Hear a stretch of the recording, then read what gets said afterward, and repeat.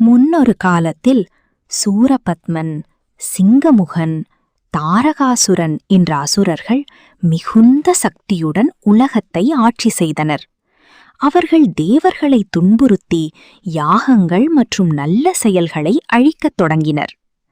தேவர்கள் அனைவரும் சேர்ந்து சிவபெருமான் அருகில் சென்று, எங்களை காப்பாற்றும் தெய்வீக வீரன் வேண்டும் என்று வேண்டினர். அப்போது சிவபெருமான் தியானத்தில் கண் திறந்தார்.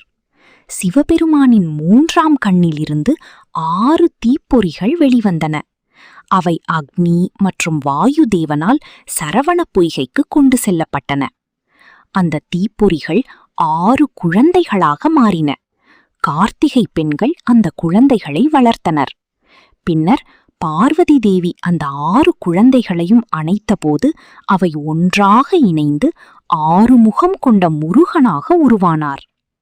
முருகன் வளர்ந்து பேராற்றல் மிக்க தெய்வமாக விளங்கினார். அப்போது அசுரர்களின் கொடுமை நாளுக்கு நாள் அதிகரித்தது. தேவர்களை காப்பாற்ற வேண்டிய நேரம் வந்தது. அப்போது பார்வதி தேவி தனது தெய்வீக சக்தியால் ஒரு பிரகாசமான வேலை உருவாக்கி முருகனிடம் கொடுத்தார். அவர் கூறினார், இந்த வேல் தர்மத்தை காப்பாற்றும், அதர்மத்தை அழிக்கும். வேலை பெற்ற முருகன் தேவர்களின் படைகளை ஒன்றிணைத்தார். அனைவரும் அவரை தேவசேனாதிபதி என்று அழைத்தனர். முருகன் தனது மயில் வாகனத்தில் ஏறி போருக்கு தயாரானார். அசுரர்களின் தலைவன் சூரபத்மன் மிகவும் சக்தி வாய்ந்தவன். அவனிடம் மந்திர சக்திகளும் பெரிய படைகளும் இருந்தன. ஆனால் முருகன் அஞ்சவில்லை.